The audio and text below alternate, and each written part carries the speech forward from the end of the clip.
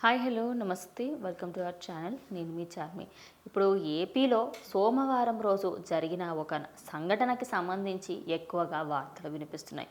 అయితే అదేమిటి అంటే శ్రీ బాలరాజు అటు పోలవరం ఎమ్మెల్యే అయినటువంటి శ్రీ బాలరాజు కారు పైన అయితే కొంతమంది రాళ్ళు విసరడంతో ఆయన కారు అద్దాలైతే పగిలిపోవడం జరిగింది.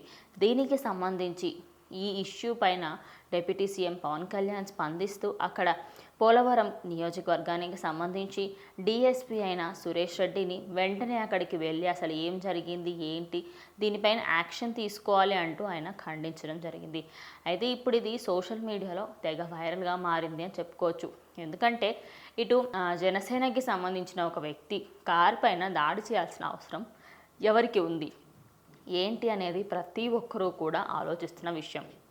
అయితే దీనికి సంబంధించి చెప్పుకోవాలి అంటే సోమవారం సాయంత్రం బర్రికల్లపాడు గ్రామంలో అయితే ఈ ఘటన చోటు చేసుకుంది.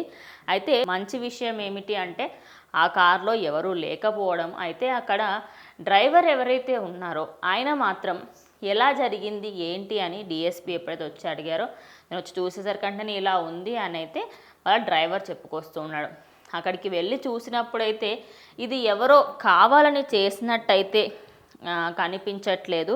అయితే ఎప్పుడైతే అటు డిఎస్పీ అక్కడ ఏరియాకి వెళ్ళి మొత్తం అక్కడ పరిశీలించారో అక్కడ ఎక్కడా కూడా ఇది ఆకతాయాలు చేసిన పనే కానీ ఏదో కుట్రపూరితంగా చేసింది కాదు అని ఆయన అయితే స్పష్టంగా చెప్పడం జరిగింది. అదేవిధంగా ఆ ఇంటికి దగ్గరలో ఉన్న ఎవరైతే ఆకతాయిలే విసిరింది ఆ ఏరియాలో ఉన్న వాళ్ళు అంటూ ఆయనదే చెప్పుకొస్తున్నారు.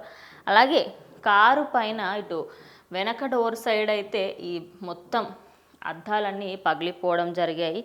సో మొత్తం బ్రేక్ అవ్వడంతో అసలు ఇది ఆయన కారుకి సంబంధించి ఇలా చేయాల్సిన అవసరం ఏంటి అనేది దర్యాప్తు చేస్తున్న సమయంలో దీనికైతే ఒక చెక్ అయితే పడింది అనుకోవచ్చు. అక్కడ ఉన్న ఆకతాయిలే చేసిన పని తప్పించి ఏదేదో కుట్రపూరితంగా చేసింది కాదని ప్రజెంట్ మనకైతే తెలుస్తోంది. ఇక్కడ ఎలా చూసుకున్నప్పటికీ కూడా ఈ ఇష్యూ పైన ప్రతి ఒక్కరూ కూడా ఆ డిప్యూటీ సీఎం పవన్ కళ్యాణ్ చెప్పిన వెంటనే దీనిపైన యాక్షన్స్ తొందరగా తీసుకొని ఏం జరిగింది ఏంటి అనేది అయితే బయటకు వచ్చింది. మరి దీనిపైన మీ అభిప్రాయం ఏంటని కమెంట్ చేయండి.